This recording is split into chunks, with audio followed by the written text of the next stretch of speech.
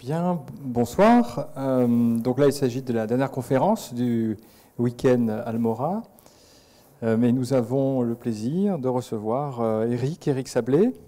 Alors, Eric, tu es un auteur prolifique, parce que je regardais sur Wikipédia tous les livres que tu avais écrits. Il y en a plus d'une vingtaine sur des sujets très divers. Quarantaine, hein, ouais. Ils n'y sont pas tous alors. Et donc, essentiellement, on va dire quand même sur la spiritualité indienne, taoïste, bouddhiste. Tu t'intéresses aussi aux oiseaux. Là, on voit d'ailleurs sur la table quelques livres sur les oiseaux. Tu as publié aux éditions Almora un très beau livre de photos et de textes sur les sadhus.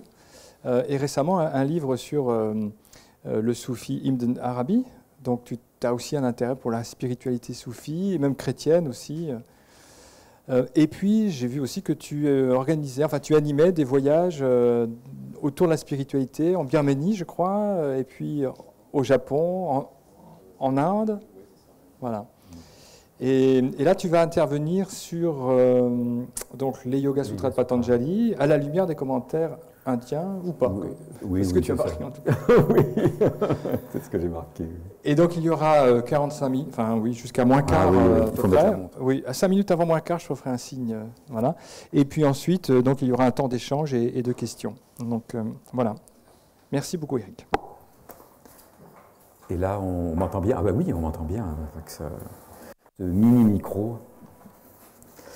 Alors, je vais pas vous faire une conférence sur les Yoga Sutras de Patanjali, puisque ça serait reprendre quelque chose qui est quand même déjà assez connu. Je vais me contenter simplement de souligner certains points, de développer certains points, certains aspects, justement, qui me paraissent intéressants et dont on ne parle pas forcément toujours, et avoir un regard un petit peu de biais sur les Yoga Sutras de Patanjali. Mais d'abord, je voudrais présenter un petit peu les doctrines orientales, parce que je m'intéresse à l'Orient depuis très très longtemps, depuis l'âge de 13 ans. J'ai lu mon premier livre sur l'Inde à 13 ans. Et c'était un livre de Swami Shivananda Sarasvati. Et puis, ça ne m'a jamais quitté, mon intérêt pour l'Orient. Et je trouve que justement, l'intérêt pour les doctrines orientales ouvre des portes. Pourquoi? Pourquoi étudier les doctrines orientales? C'est parce qu'en fait, nous sommes extrêmement conditionnés. Nous sommes très très conditionnés par la société dans laquelle nous vivons, exactement comme les Jivaros sont conditionnés par la société dans laquelle ils vivent. Mais simplement, comme nous sommes identifiés à nos conditionnements, nous n'en avons pas conscience. Nous sommes persuadés que nous sommes particulièrement libres, que nous vivons vraiment une époque privilégiée, alors qu'en fait, non. Nous avons des conditionnements, extrêmement profonds qui nous imprègnent. Et justement, l'intérêt des doctrines, déjà, le premier intérêt de l'étude des doctrines orientales, c'est de sortir, non pas sortir vraiment de nos conditionnements, ça c'est impossible. Un Jivaros de la forêt amazonienne ne pourra jamais avoir une autre vision du monde que la sienne. Exactement comme nous ne pourrons jamais avoir une autre vision du monde que la nôtre. Mais simplement, nous pourrons prendre une certaine distance vis-à-vis de nos conditionnements. Donc je trouve que cela est très important. Pour ceux qui connaissent un petit peu les mathématiques, vous avez peut-être entendu parler de Gödel, du fameux mathématicien, logicien Gödel, qui était le grand ami d'Einstein. Eh bien, il y a le théorème d'incomplétude, justement, de Gödel, qui dit que pour démontrer la cohérence d'un système, il faut sortir du système. C'est-à-dire qu'il existe toujours une limite à notre connaissance, parce que justement nous faisons partie de ce système. Et justement, je vous invite à sortir un petit peu de notre système de cohérence, et que j'appelle notre conditionnement. Voilà. Alors évidemment, le théorème de Gödel a été mis un petit peu à toutes les sauces. Moi, je le mets à la mienne. On a même utilisé le théorème de Gödel pour prouver l'existence de Dieu. Voilà, mais je pense que c'est assez juste. C'est assez juste. Voilà. Or, malheureusement, les Occidentaux font souvent le contraire. C'est-à-dire qu'au lieu d'être à l'écoute des doctrines orientales pour justement considérer leur conditionnement et essayer de prendre une distance vis-à-vis de leur conditionnement, eh bien, ils projettent leurs préjugés sur les doctrines orientales, et ce qu'on voit avec la méditation, les neurosciences, etc. C'est-à-dire que c'est vraiment une projection que l'on fait sur les Yoga Sutras, et les Yoga Sutras, très souvent, deviennent un petit peu comme les thèses de Rorschach.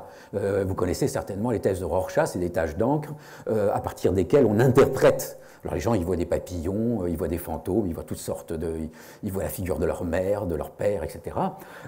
Ils interprètent en fonction de leur propre psyché, en quelque sorte. Eh bien, les Yoga Sutras, bien souvent, sont interprétés par les Occidentaux en fonction de leur propre conditionnement. Voilà. Et c'est un petit peu regrettable. Et ça, pour illustrer un petit peu cela, je me trouvais il y a quelques années à Katmandou et j'avais vu justement une grande femme qui était médecin, qui pratiquait la médecine tibétaine. Elle était très très connue dans le milieu évidemment tibétain, mais aussi parmi les Népalais. Et il y avait aussi quelques Occidentaux qui venaient la voir. Et donc j'avais été la voir. Et simplement en prenant mon pouls, elle avait dit tous les problèmes physiques que je pouvais avoir. Voilà. Après, elle m'avait donné des petites, je ne sais pas si vous connaissez un peu la médecine tibétaine, c'est des espèces de petites crottes de bique comme ça, que l'on prend régulièrement et qui, parfois vous soignent. Voilà. Mais ce qui m'avait beaucoup impressionné, c'est son diagnostic en quelque sorte. Et il se trouve que le lendemain, je mangeais dans un restaurant tibétain, le quartier, pour ceux qui connaissent Katmandou, c'est dans le quartier Bodna, c'est le quartier tibétain de Katmandou, à l'époque j'habitais là. Et je mangeais donc dans ce restaurant tibétain, et là je rencontre un médecin français qui était au Népal dans un programme d'aide. Et puis on commence à sympathiser, on parle comme ça, on était tous les deux français, on parle.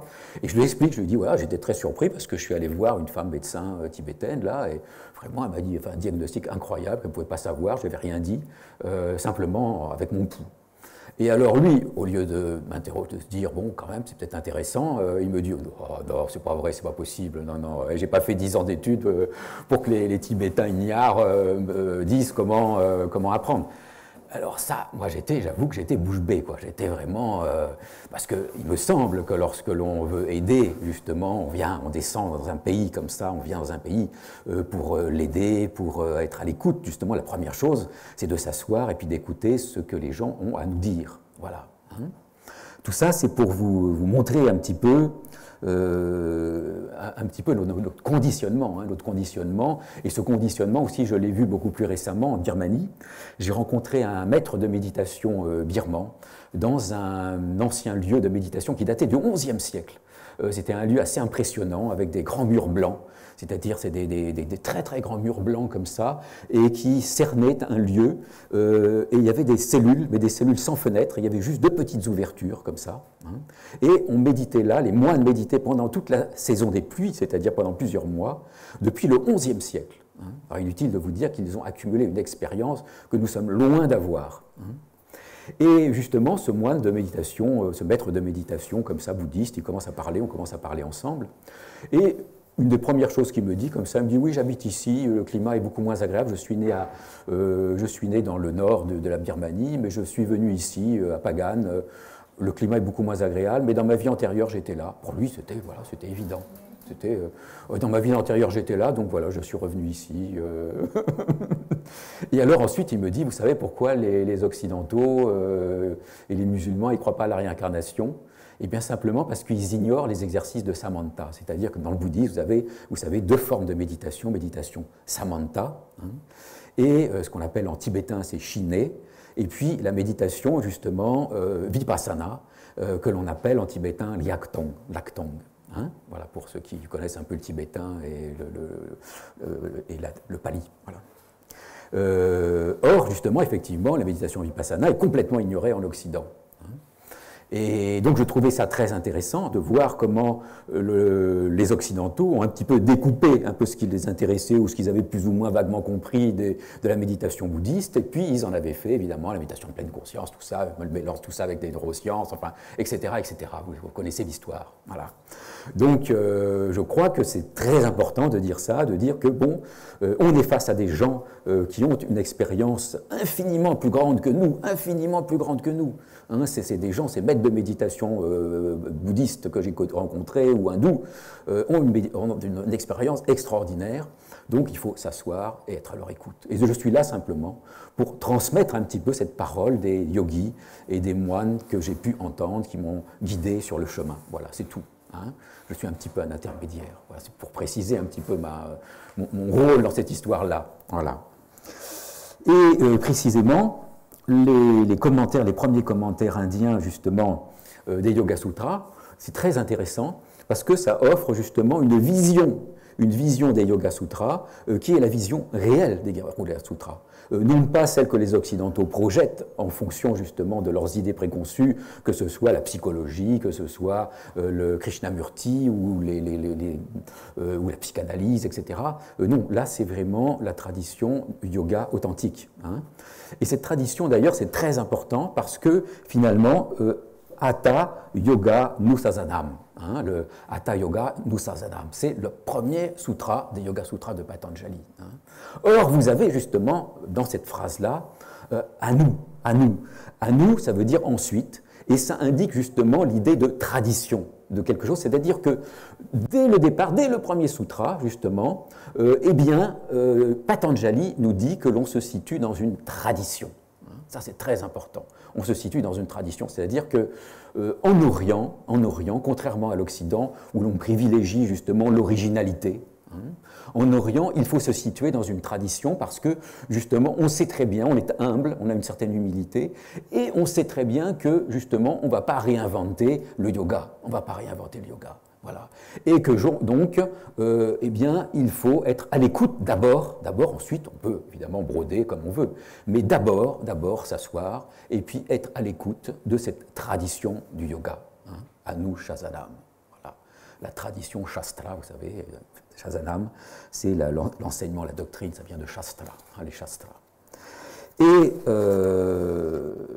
donc là, cette transmission, alors cette idée de transmission aussi, alors il y a un autre aspect de cet aspect de transmission, c'est la transmission justement d'un pouvoir. Hein. Ça c'est quelque chose aussi qui est très souvent ignoré des Occidentaux et qui pourtant est fondamental aussi bien dans le soufisme que dans l'hindouisme, que dans le bouddhisme tibétain, c'est fondamental. C'est l'idée de transmission. Hein. C'est-à-dire qu'un mantra, par exemple, si vous le lisez dans un livre et si vous le pratiquez, il n'a pas de pouvoir. Pour qu'il ait un pouvoir, il faut justement que vous vous situez dans la tradition des mantras, c'est-à-dire que ce mantra vous ait été transmis par un maître, qui lui-même l'a reçu d'un maître, etc., jusqu'à l'origine. L'origine, c'est simplement ces mantras ont été en quelque sorte perçus. On dit perçus par les rishis, perçus par des grands maîtres spirituels ou des grands yogis, qui les ont entendus dans des plans de conscience très supérieur au plan de conscience dans lequel nous vivons. Voilà. Ils ont entendu ces mantras. Donc, ils possèdent un pouvoir. Ce n'est pas quelqu'un qui a un jour décidé comme ça, de façon un petit peu arbitraire, d'inventer un mantra. Bon, on va réciter Coca-Cola, pourquoi pas. Pas du tout. Pas du tout. Tout ça, c'est l'objet d'une révélation. Car là encore, c'est quelque chose de très important. Très important. Nous avons toujours une connaissance, ou par la rationalité, c'est le monde dans lequel nous vivons, ou une connaissance empirique. Hein. Mais justement, le yoga n'appartient, c'est-à-dire que le yoga n'appartient ni à l'un ni à l'autre, ça appartient à une connaissance, comme les mantras, ça appartient à une connaissance par révélation. Hein. C'est une révélation. Voilà. Les mantras ont été révélés. Ça, vous trouvez ça aussi bien chez les Tibétains que justement chez les grands maîtres hindous comme Chandraswami ou Mahanandamoy. C'est exactement, tous disent la même chose. Hein. Les mantras, c'est l'objet d'une révélation et justement, ils doivent être transmis. Or, il y a quelque chose de très intéressant. Hein, il y a quelque chose de très intéressant. C'est qu'il y a exactement le même phénomène avec certains pouvoirs qui existent toujours hein, dans certaines campagnes françaises, le pouvoir de passer les brûlures. Et bien curieusement, ces pouvoirs de guérison, qui étaient encore assez nombreux en France il n'y a pas si longtemps, il y a quelques dizaines d'années, hein, devaient impérativement être transmis, là aussi. Hein. Et alors il y a quelque chose de très intéressant, s'ils n'étaient pas transmis, il n'y avait pas de pouvoir. Hein. Vous pouviez réciter la formule, souffler, faire ce que ça ne servait strictement à rien. Hein. Il fallait impérativement qu'il soit transmis. Hein. Or, justement, il y a quelqu'un qui a fait, Roger de la Forêt, il a fait une expérience très intéressante. Il a connu quelqu'un qui lui a transmis comme ça disons, des formules de guérison, hein, une formule de guérison, comme il en existe justement dans les campagnes, comme je vous dis, hein, encore actuellement. J'avais fait une enquête à l'époque, il y a longtemps, dans les Cévennes, et il y avait pas mal de gens qui connaissaient justement ces formules pour passer les brûlures. Hein. Mais pas que, hein, il y a aussi beaucoup d'autres choses. Et il avait justement, la personne avait accepté de lui, sans lui avoir transmis, de lui donner les formules. Et il avait essayé de guérir les gens, justement, simplement comme ça, sans avoir reçu ce qu'on appelle dans les campagnes le don. Hein. Eh bien, inefficacité totale. Et puis, on lui a transmis le don à une certaine période, je crois que c'était la Saint-Jean, enfin, c'était un moment précis. Hein. Et après, il a réessayé, et là, efficacité totale. Voilà, il a fait l'expérience, il a fait vraiment l'expérience. Donc, vous voyez que ce qui est valable au niveau, ce qu'on peut appeler psychique, au niveau d'un pouvoir, est aussi valable pareillement au niveau spirituel. Donc, c'est important de se situer dans une tradition, voilà, et d'être à l'écoute de cette tradition. Voilà. Hein. Alors maintenant, les Yoga Sutras.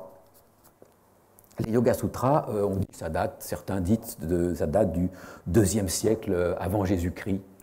Mais en fait, on n'en sait rien. Il y a toutes sortes, selon les orientalistes, les dates varient. Hein. Et de toute façon, ça n'a pas grande importance dans la mesure où, en Orient et particulièrement en Inde, les doctrines se sont transmises de façon orale pendant très très longtemps, pendant des siècles. Hein, pendant des siècles. Et que les hindous, les anciens hindous, les brahmanes hindous qui apprenaient ces textes-là, faisaient plus confiance en la mémoire qu'en l'écrit. Hein. Il faut dire que le jeune brahmane, lorsqu'il avait 8 ans, il partait avec son gourou dans une espèce de petite université, un mélange d'ashram et d'université, où il allait passer une dizaine d'années avec son maître. Il a quitté sa famille, il ne reviendrait dans sa famille que pour les vacances, les périodes de vacances. Il restait avec son maître, et là, il apprenait tous les rituels, il apprenait des milliers de vers par cœur. C'est-à-dire que, par exemple, le maître récitait un mot, et il devait dire le mot qu'il y avait avant, le mot qu'il y avait après, il devait réciter le texte à l'endroit, à l'envers, à la virgule près. Ils avaient donc une confiance, ils avaient donc une mémoire absolue, et ils avaient une confiance parfaite en leur mémoire. Et tous les grands textes, justement, de l'hindouisme ont été finalement écrits, très souvent, très tardivement. Hein, beaucoup plus tardivement qu'on ne le pense, voilà, donc parce que ça se transmettait comme ça. Et il y a même une petite anecdote qui est assez amusante. Dans le bouddhisme, évidemment, c'était exactement pareil. Et vous avez, par exemple, les sutras de Bouddha, les paroles, on dit que c'est les paroles du Bouddha qui se sont transmises en pali, qui, on pense peut-être, auraient été la langue originelle du Bouddha. Eh bien, ça se transmettait pareillement de façon orale. Et que pendant des siècles, ça s'est transmis de façon orale. Et que lorsque, dans un monastère, on ignorait un sutra, on faisait venir un vieux moine un autre monastère qui connaissait ce sutra particulier. Il arrivait exactement comme on emprunte un livre dans une bibliothèque. Et là, il y avait toute la communauté des moines qui se réunissait, et le vieux moine récitait le sutra que cette communauté particulière ignorait. Et simplement en l'entendant une seule fois, ça se gravait définitivement dans leur mémoire. Voilà. C'était un petit peu, vous voyez, comme on empruntait un moine. Donc tout ça pour vous dire que, là encore, c'est de voir comment les choses ne fonctionnent pas comme chez nous. Hein, et comment, justement, nous sommes conditionnés d'une certaine façon aussi par notre éducation, et que d'autres éducations sont possibles aussi. Hein, voilà. Et qu'il faut justement voir, essayer de comprendre comment les choses fonctionnent en Orient, comment les choses fonctionnent ailleurs. Hein. Et ça permet justement d'ouvrir notre esprit, de voir que notre façon de fonctionner, elle est très particulière, très limitée dans la mesure où on croit qu'on a une science universelle, une morale universelle qu'on veut imposer partout. Pas du tout. Il y a d'autres morales, d'autres sciences, tout aussi valables que la nôtre. Hein. Nous vivons un certain découpage particulier du réel, et il y a d'autres peuples, comme les anciens peuples tibétains, les Jivaros, qui ont un autre découpage du réel, et qui est tout aussi valable que le nôtre. Voilà. Hein. Alors maintenant, comme je vous ai dit, je ne vais pas faire un exposé vraiment des Yoga Sutras. Ça, il y a plein de gens qui ont fait des exposés des Yoga Sutras comme ça. C'est pas, je pense, pas très intéressant de faire ça sur sur 45 minutes. Hein. Donc, je vais simplement vous développer un peu, de façon un petit peu originale, certains points importants des Yoga Sutras. Hein. J'ai développé, mais de façon, vous n'avez pas l'habitude de voir ça sous cet angle-là, peut-être, pas toujours. Voilà. Hein.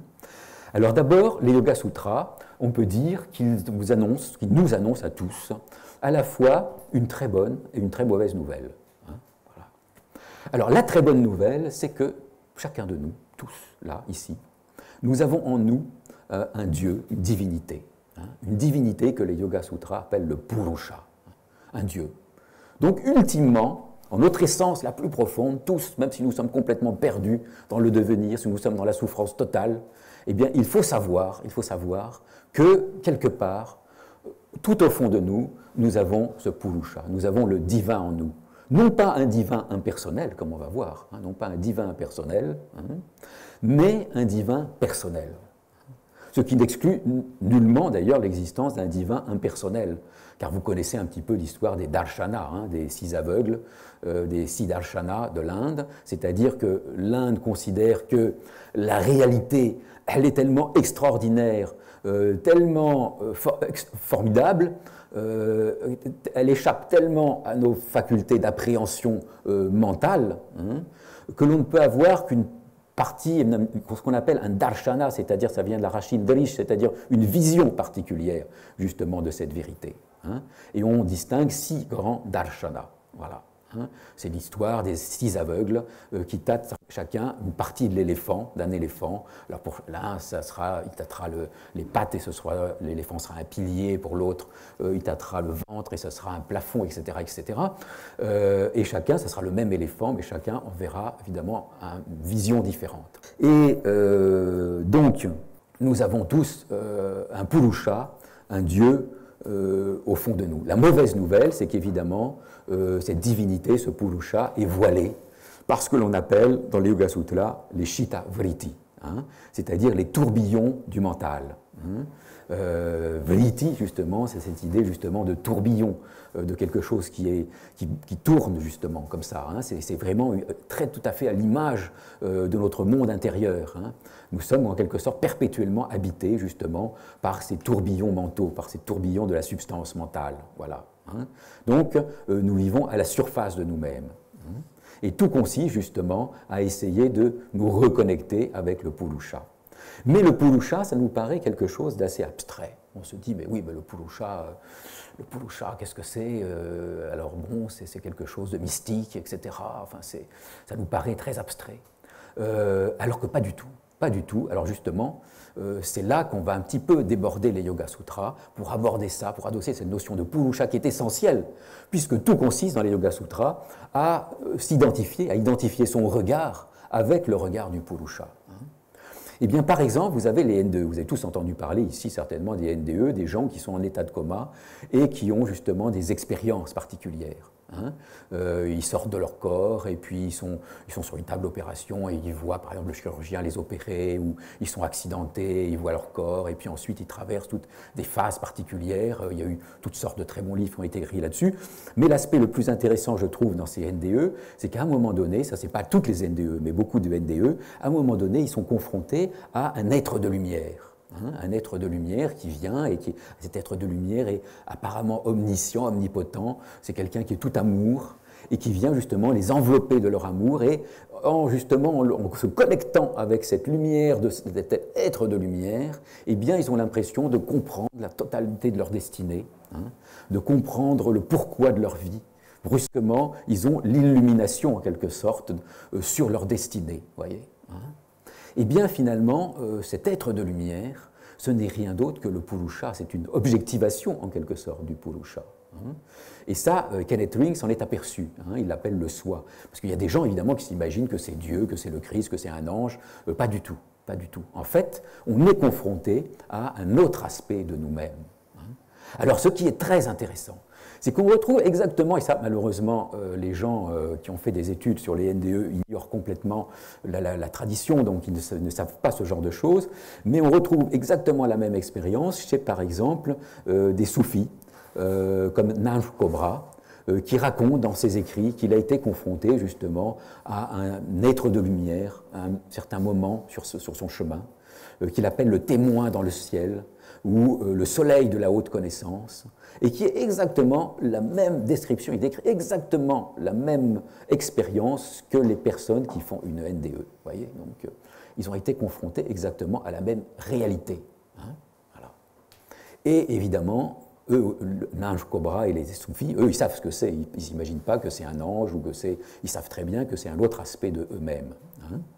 Même s'ils l'appellent le Gabriel de leur être, il y a, ceux qui sont intéressés par le sujet peuvent lire les livres de Henri Corbin, qui sont tout à fait passionnants là-dessus.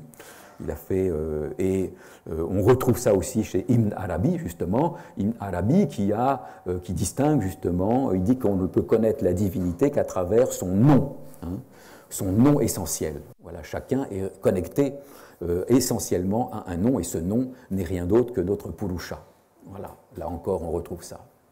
Alors c'est très intéressant de voir à quoi ça correspond. Et on retrouve ça un petit peu partout, et on retrouve ça notamment dans la tradition néoplatonicienne, notamment chez Plotin, qui distingue, si vous le connaissez un petit peu la philosophie de Plotin, il distingue soma, le corps, la psyché, et le nous.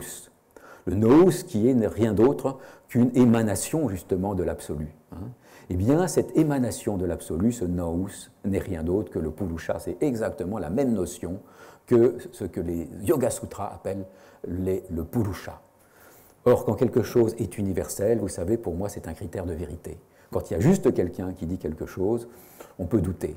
Mais lorsque quelque chose, on retrouve cette chose-là, on retrouve cette notion-là un peu partout, il est évident qu'il y a une vérité derrière. Voilà. Alors maintenant, comment comprendre ça? Comment comprendre par rapport à Dieu? Parce que pour nous, Dieu, ce n'est pas du tout notre Dieu personnel. Hein. Chez les mystiques chrétiens, très souvent, l'âme se fond en Dieu. Comment est-ce possible? Eh bien, c'est peut-être, si on prend un petit peu l'analogie avec la physique contemporaine, notamment la physique quantique, vous savez qu'on distingue, les photons sont à la fois ondes et particules. Eh bien, on pourrait dire que c'est ça. Hein. On peut dire que le Purusha, il est à la fois particulier, il est notre être le plus profond, notre essence la plus profonde, mais il est aussi onde, c'est-à-dire qu'il est aussi la divinité impersonnelle. Il a ce double aspect en quelque sorte. Hein. Et c'est un petit peu comme, pour vous donner une image que je trouve assez parlante, si vous prenez un diamant et que vous le mettez devant une source lumineuse, hein, eh bien vous avez l'impression que la lumière émane du cœur du diamant lui-même. Hein. Mais en fait, non. Le diamant, ce n'est pas lui qui émane la lumière. Hein. Il n'est simplement qu'un transmetteur de la lumière. Eh bien, c'est exactement pareil. Vous avez la lumière, si vous voulez, de la divinité, et vous avez le diamant, c'est notre Purusha, c'est notre nom éternel, c'est notre ange céleste, en quelque sorte. C'est notre âme spirituelle. Je crois que les anciens cathares appelaient justement le Purusha l'âme spirituelle, exactement comme les anciens bogomiles, hein, pour ceux qui s'intéressent un petit peu aux traditions hérétiques chrétiennes. Voilà. Hein. Et vous avez aussi quelque chose, une expérience qui était aussi très intéressante, je trouve, de Ramakrishna. Ramakrishna, au départ, quand il faisait son ascèse, eh bien, il se mettait en posture de méditation et il avait un yogi qui était absolument son propre miroir, qui était à son image et qui commençait à lui enseigner toutes choses. Hein. Et il dit justement que lorsque Totapuri, son maître, est venu après, tout ce que Totapuri lui disait, il le savait déjà, parce que ce yogi qui sortait de son corps et qui l'enseignait lui avait déjà tout appris. Hein. Il est évident que ce yogi qui était à l'image de lui-même n'était rien d'autre que le Purusha, qui s'objectivait pour justement l'enseigner. Hein. Et c'est pour ça que les soufis disent que parfois, justement, on rencontre son double dans un jardin de roses, et que ce double, justement, nous enseigne, hein, dans des visions.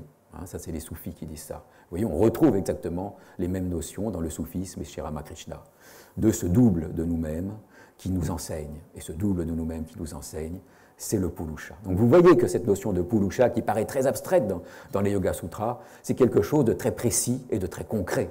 Hein. Quand on dit, justement, d'unir notre regard, de s'ouvrir d'abord au Purusha, et ensuite d'unir notre regard avec le regard du Purusha, qui est tout le travail finalement du yoga spirituel, eh bien, ce n'est pas quelque chose d'abstrait. C'est quelque chose, ça correspond à une réalité. Ça correspond vraiment à une réalité. Alors maintenant, j'ai dit que le Purusha est voilé par les Chitta Vritti. Hein. Et là, il y a une image que donne justement Vakaspati Mishra, une image classique, hein, mais que je trouve très parlante, que l'on retrouve aussi dans le bouddhisme d'ailleurs, hein, mais que, bon, là, il se trouve que c'est un des grands commentateurs des Yoga Sutras qui donne cette image-là. Et il dit, voilà, comment ça se fait que justement le Purusha, la conscience, nous le retrouvons emprisonné dans ce monde-là, emprisonné dans ce qu'on appelle le samsara, le devenir, dans les chitta-vritti, dans ce tourbillon des fluctuations mentales.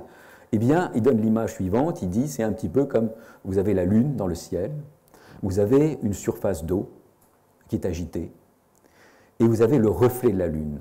Hein. Et le reflet de la lune, du fait justement de cette agitation de l'eau, elle est fragmentée. Hein. Eh bien, c'est exactement pareil. Hein. La lune, évidemment, c'est le Purusha. Le reflet de la lune sur l'eau, c'est la conscience, hein, c'est notre conscience, c'est ce qui fait que disent les commentaires justement des Yoga Sutras, disent que la conscience, quand on a conscience de soi, hein, cette conscience qui est liée justement au mental, hein, n'est rien d'autre qu'un reflet du Purusha. Hein, ça c'est très intéressant aussi. Hein, si vous pensez un petit peu, si ce soir ou un jour vous avez l'idée de réfléchir là-dessus, c'est extrêmement parlant. Hein.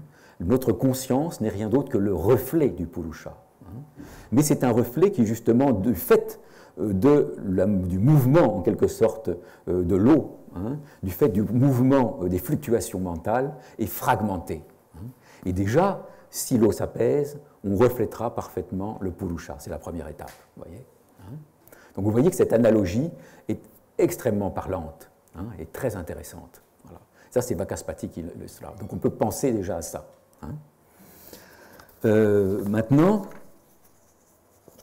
il y a une autre idée aussi que je vais développer un petit peu, quoi, vraiment, parce que c'est quelque chose qui n'est pas forcément toujours bien connu et souligné par les commentateurs occidentaux des Yoga Sutras. Alors, il y a déjà une première étape de silence, c'est-à-dire qu'on peut arriver justement par la pratique du yoga spirituel à apaiser les chitta vritti, à apaiser justement ces tourbillons du mental. Mais cela ne dure pas. Et ça, là, les tourbillons du mental reprennent, ressurgissent en quelque sorte. Pourquoi? Eh bien, la réponse, qui se trouve aussi dans les commentaires indiens, justement, des Yoga Sutras, c'est parce qu'il y a en nous des énormes réserves subconscientes, des vasanas, ce qu'on appelle les vasanas et les samskaras. Hein. Ça, c'est une notion fondamentale. Alors, il y a certains qui disent que c'est à peu près la même chose. Samskara, ça a plus une notion, effectivement, il y a la racine kri, qui est une notion d'action. Hein, donc, c'est quelque chose de plus actif, en quelque sorte, que vasanas, qui est en quelque sorte l'idée de potentialité, hein, de potentialité. Hein. Donc, cette notion de vasanas, de samskaras, est très, très intéressante et très importante. Hein. Les vasanas, on dit, c'est des latences. C'est tout ce qui est latent, en quelque sorte, d'autres subconscients. Là, on retrouve la notion de subconscient. Et c'est à cause, justement, de ces vasanas, de ces samskaras, hein, eh bien, qu'on est à nouveau emprisonné par le flux mental, même si on arrive à certains moments de silence, même si on arrive parfois même à certains moments d'éveil. Hein. Cet éveil, il ne dure pas à cause, justement, de ces réservoirs de latence, de vasanas et de samskaras. Alors, qu'est-ce que c'est exactement les samskaras? Les samskaras, ça se traduit, à mon avis, la traduction la plus juste, c'est des empreintes. Hein, c'est des empreintes. Si vous avez fait, par exemple, une expérience de plaisir, vous chercherez à la reproduire. Hein. Il y a ce qu'ils disent un peu les commentaires des Yoga Sutras, ils disent c'est un petit peu comme le parfum qui reste dans un vase une fois que le parfum est parti. Hein, le parfum n'est plus là, mais le vase est toujours parfumé. Eh bien, ce parfum qui reste, qui imprègne le vase, eh bien, c'est ça les samskaras. Hein. Les samskaras, c'est donc l'empreinte qui demeure lorsque sont parties les expériences. Vous avez fait par exemple une expérience très très difficile, hein. Vous avez eu un accident, ou vous avez eu une maladie, ou vous avez un proche qui est souffrant, hein. Vous avez fait une expérience désagréable, eh bien l'expérience part, les choses s'arrangent, mais en quelque sorte le parfum, l'empreinte de cette expérience, elle restera. Hein. Elle restera. Et c'est ça le samskaras. Hein. Et toujours, vous chercherez à éviter, en quelque sorte, à éviter l'expérience négative, et vous rechercherez l'expérience qui vous a donné du plaisir. Voilà. Hein. Donc vous voyez déjà cette orientation des samskaras. Hein. Et ces samskaras, justement, c'est ce qui se transmet aussi d'une vie à l'autre. On dit toujours la réincarnation, qu'est-ce que c'est? On s'interroge beaucoup. Il y a beaucoup de choses complètement absurdes qui ont été dites sur la réincarnation. Ce n'est pas vraiment l'individu qui se réincarne, parce que les mémoires se perdent. Hein, les mémoires se perdent dans ce que les anciens Grecs appelaient les eaux du lété. Il y a progressivement une mort de la mémoire. Mais par contre, les empreintes, on dit, c'est le karma qui se transmet. Eh bien, c'est ça. Hein. Il y a parfois, évidemment, des exceptions, c'est-à-dire qu'il y a des êtres qui ne suivent pas le processus habituel et qui se souviennent très bien de leur vie antérieure. Ce sont les cas qui ont été étudiés par Stevenson, hein, si vous connaissez un petit peu ça. Mais en général, justement, il y a une perte des mémoires. Mais en revanche, les samskaras, les empreintes demeurent. Hein, et nous sommes tous le fruit, justement, de toutes ces empreintes de nos vies passées. Hein, donc ça donne un regard sur notre existence, sur l'existence des êtres, de notre entourage, tout à fait différente, hein, puisque nous sommes tous le fruit, en quelque sorte, d'un passé immémorial. Hein. Voilà, ça c'est très important aussi de souligner ça. Et très curieusement, pour ceux aussi qui sont intéressés par cette idée qu'une vérité se retrouve toujours à différents lieux, vous avez Plutarque. Je ne sais pas si vous connaissez Plutarque. Plutarque, il est connu surtout pour sa vie des hommes illustres, mais en fait c'est un auteur extrêmement intéressant. Et il avait été initié au mystère de Dionysos. Hein, c'était quelqu'un qui était donc un initié. Et certainement, c'est son initiation qui lui a donné ces connaissances-là. Et dans un de ses livres qui s'appelle Le Défacier, il décrit justement le périple de la vie après la mort. Eh bien, c'est assez extraordinaire parce que c'est exactement ce que disent les textes hindous. Voilà, ça, alors là, c'est assez étonnant. Exactement, c'est très très précisément avec la sphère de la Lune. Enfin, ce n'est pas l'heure de vous parler de ça, hein, parce qu'il va 5 minutes. Voilà, oui, il y a 5 minutes. Donc, je ne vais pas vous parler, parce que ça serait toute une conférence là-dessus, extrêmement intéressante à faire, justement, sur ce parallélisme extraordinaire entre ce que disent les anciennes Upanishads indiennes et ce que dit justement Plutarque, hein, qui, n'oublions pas, a été initié au mystère. Donc, le mystère grec où on révélait en quelque sorte la connaissance. Voilà. Donc, vous voyez, c'était exactement la même chose avec justement cette perte de la mémoire, ces différents voyages possibles. Hein. C'est-à-dire que les textes hindous disent que l'on peut suivre le Pitriyana, la voie des ancêtres, où l'on revient justement sur la terre, ou le Devayana, la voie des dieux, où justement on passe sur d'autres plans de conscience, si on peut dire, d'autres états de l'être, et on va progressivement, ce qu'on appelle Krama Mukti, c'est-à-dire la libération progressive, et puis on échappe progressivement à la gravitation, en quelque sorte, de l'orbite terrestre. Hein. Et puis ceux qui, par leur désir, retournent en quelque sorte sur la Terre. Hein. Voilà, ça c'est par leurs empreintes, justement. Donc, et Plutarque, donc je vous conseille, si ça vous intéresse, et puis peut-être un jour j'aurai l'occasion de faire une conférence là-dessus, voilà. Mais c'est très intéressant si vous avez l'occasion de lire ces textes de Plutarque, extrêmement, tout à fait passionnants. Voilà. Alors maintenant, il y a quelque chose aussi de très intéressant et qui n'est pas très connu aussi des Yoga Sutras. On attribue plutôt ça au bouddhisme. C'est qu'il y a une phrase des Yoga Sutras qui dit que pour le sage, tout est douleur. Hein. Et Vyasa, le premier grand commentateur des Yoga Sutras, donne l'image suivante. Il dit, voilà, si vous prenez un morceau de laine et que vous le mettez sur votre peau, vous ne ressentez rien.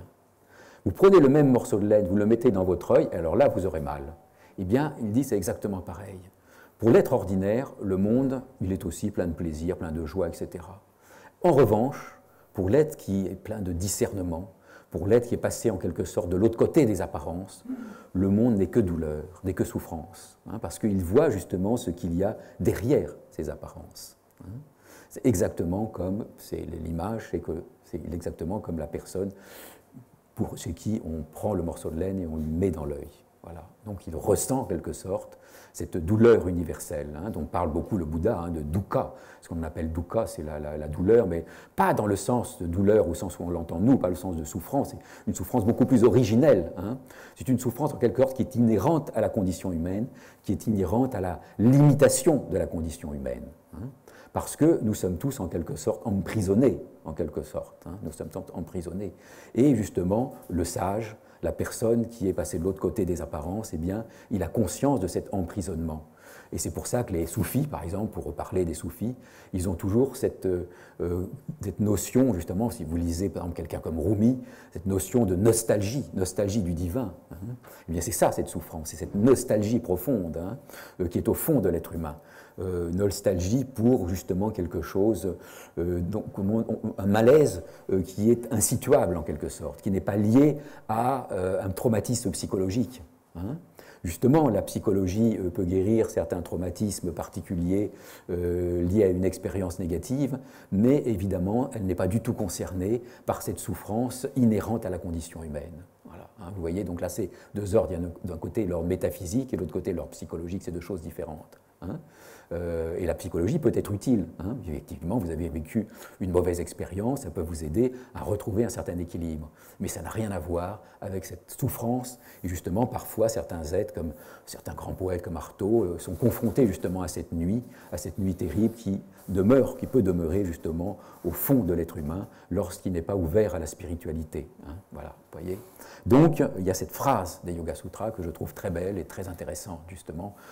Pour le sage, tout est douleur. Voilà, pour l'être de discernement, tout est douleur. Voilà.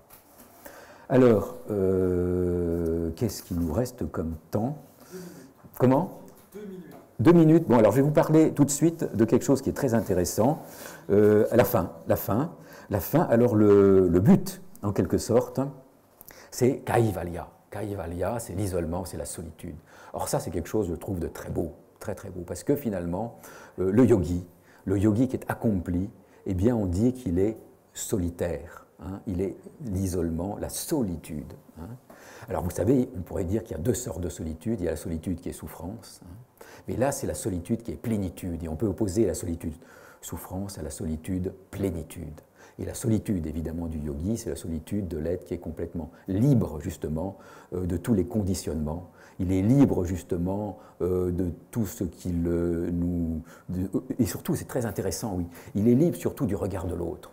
Car nous sommes complètement, en quelque sorte, dépendants du regard de l'autre. C'est-à-dire que le fonctionnement de l'ego, là, on ne va pas développer non plus le fonctionnement de l'ego, ça sera peut-être l'objet d'autres conférences, le fonctionnement de l'ego est toujours une confrontation à l'autre, basée sur la dualité, une confrontation à l'autre, une confrontation au monde. Hein.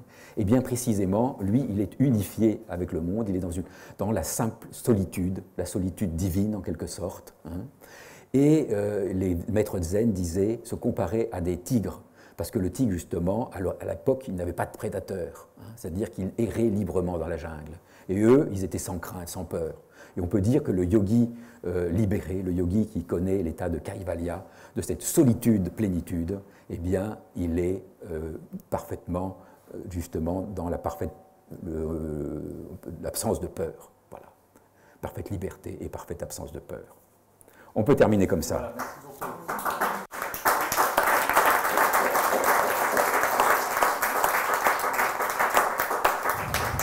merci, belle conclusion. On termine sur finalement le solitaire, comme le diamant, hein, qui est aussi le. Très bien, oui. Qui est le solitaire. Et eh bien, voilà, on a un peu de temps pour des questions. Donc, si vous souhaitez poser vos questions à Éric.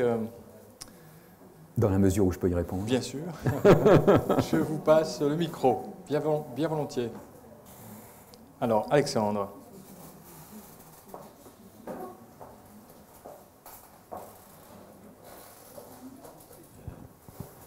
Oui, qu'est-ce que vous pourriez nous dire de l'étude que vous avez faite et de votre compréhension sur les différents types les discriminations, les différents types de samadhi qui sont, on va dire, énumérés dans le Yoga Sutra? Je ne vois pas, parce que votre question, elle a deux parties, en sorte, les études que j'ai faites. La question, c'est comment vous reformuleriez, on va dire, les différentes types de samadhi qui sont, on va dire, distingués, voilà, avec des termes qui, bon, des fois, c'est vrai que c'est pas toujours évident à comprendre. Oui, parce que c'est parfois comme ceci et comme cela. Oui, Asamprajnata Samadhi, et Samprajnata Samadhi, etc., etc. Moi, on peut faire ça simple, parce que j'essaye justement, là, on n'est pas justement pour développer. Alors oui, pour ceux que ça intéresse, je fais dans le Kerala, en Inde, dans le sud de l'Inde, en décembre, une dizaine de jours sur les Yoga Sutras, pour ceux que ça intéresse. Voilà, c'est dans un lieu au bord de la mer. Alors donc voilà, j'ai une petite publicité là, si ça vous intéresse. Alors là je développerai ce genre de choses. Là, je ne peux pas le développer, donc on va faire simple. On peut dire qu'il y a effectivement le samadhi qui a un objet de méditation, en quelque sorte, qui est encore dualiste. Et puis, il y a l'asamprajnata samadhi, ou le nirbija samadhi, c'est-à-dire sans germe, sans semence, qui est le samadhi ultime, qui est le samadhi où...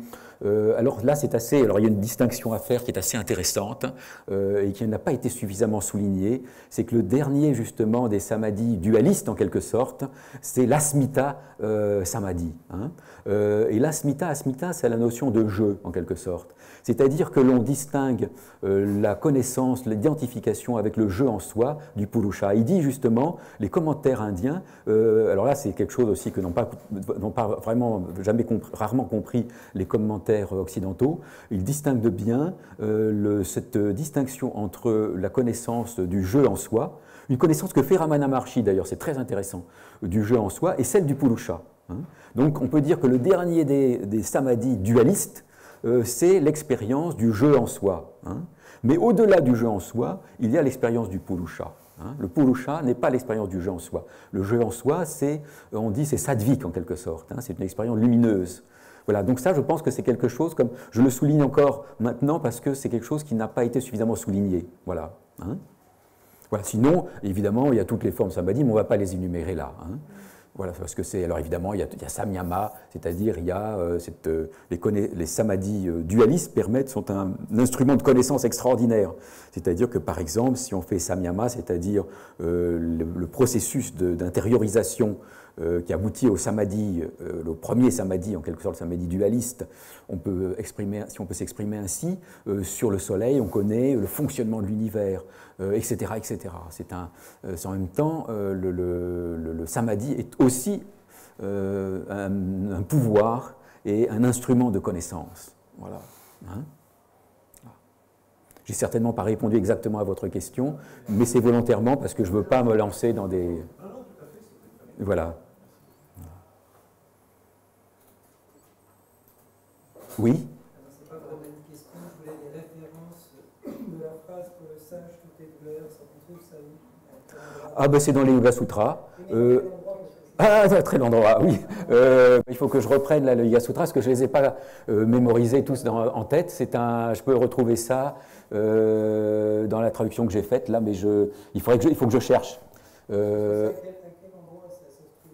Parce que c'est en 3 parties. Je crois que c'est la deuxième partie. Oui, oui. Il me semble que c'est Sadhanapada. Il me semble que c'est dans Sadhanapada. Alors évidemment, il faudrait que je retrouve ça exactement. Il me semble que c'est Sadhanapada.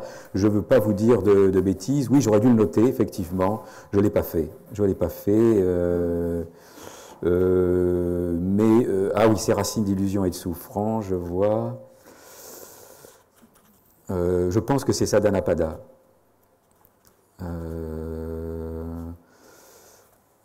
Alors là, écoutez, là comme ça, ah oui, je vois là sur la douleur, je pense que nous allons y arriver. État d'immobilité.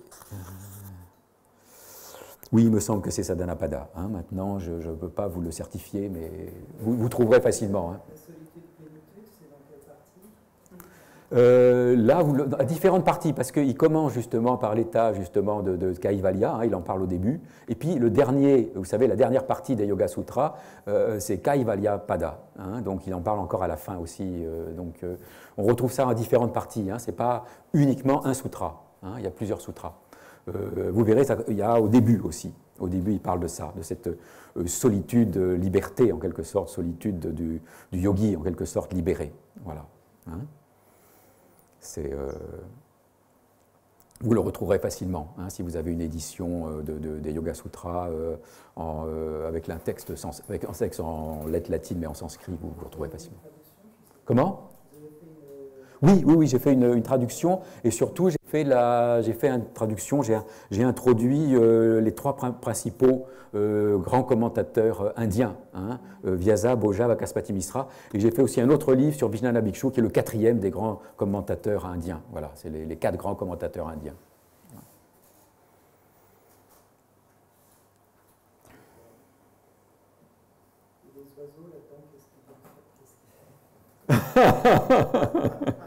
Ils sont naturellement libérés, les oiseaux.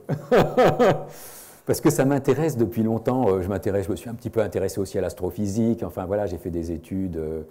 Donc oui, ça m'intéresse depuis très longtemps aussi, les oiseaux. C'est un symbole de la libération, ces oiseaux. Voilà, exactement. Et c'est un petit peu ce que j'ai développé dans mon livre sur la sagesse des oiseaux. Voilà, j'ai développé un peu. C'est pas un livre d'ornithologie, hein, pas du tout. Hein. J'utilise un peu l'ornithologie, mais en même temps, je m'amuse aussi. Enfin, c'est un livre aussi, il y a pas mal d'humour aussi. Hein, voilà. Voilà, ça c'est. Oui, c'est comme vous dites, hein, c'est un symbole de la libération, tout à fait, bien sûr. Et oui, c'est certainement ça, le fond du problème. Voilà, c'est ça. D'ailleurs, Colette, il y a une phrase de Colette que je cite là, qui disait, c'est que j'aime beaucoup, alors elle disait, tout le malheur, le plus grand malheur des hommes, c'est qu'il y a des êtres qui ont des ailes et d'autres qui n'en ont pas. Oui, faisant. Et, parce que j'ai le micro, je pose une question. Parmi les commentaires qui existent en Occident sur les Yoga Sutras, ouais, à part le tien, bien sûr, le mien, non, je n'ai pas un commentaire personnel. Hein, j'ai aucun commentaire personnel. D'accord. Est-ce que tu peux nous dire s'il y a des commentaires d'occidentaux qui sont à tes yeux intéressants, pertinents, ou ils souffrent tous finalement de préjugés, de conditionnements dont tu parles? Pour moi, ils souffrent tous de préjugés, de conditionnements. Alors, il y a effectivement des sutras qui font l'unanimité, il n'y a pas de problème. Hein.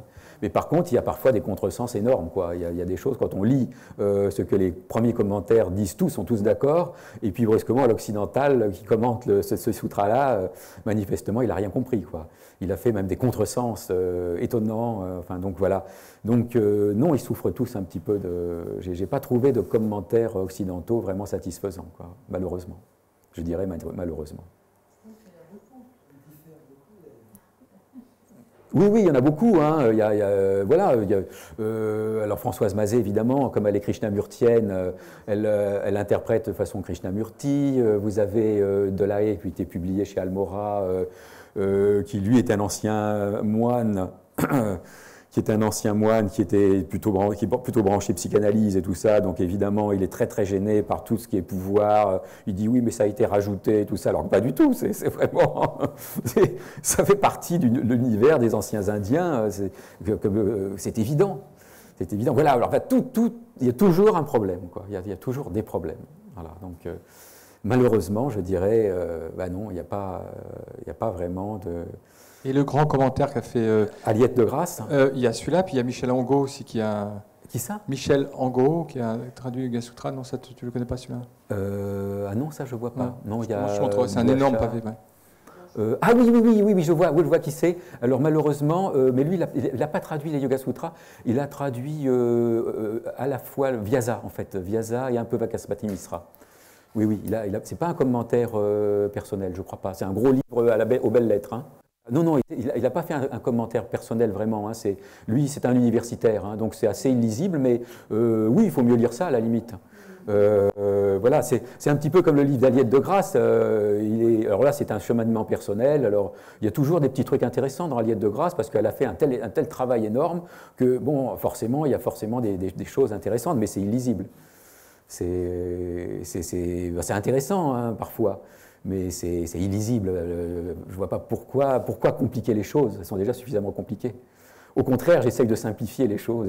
Et très souvent, justement, on s'aperçoit que Vyasa, Vakaspati Misra, Vijnana Bhikshu, ils donnent des choses très simples. Hein, ils donnent des commentaires très simples. Hein, il ne faut pas toujours chercher des complexités énormes. Hein. Oui ?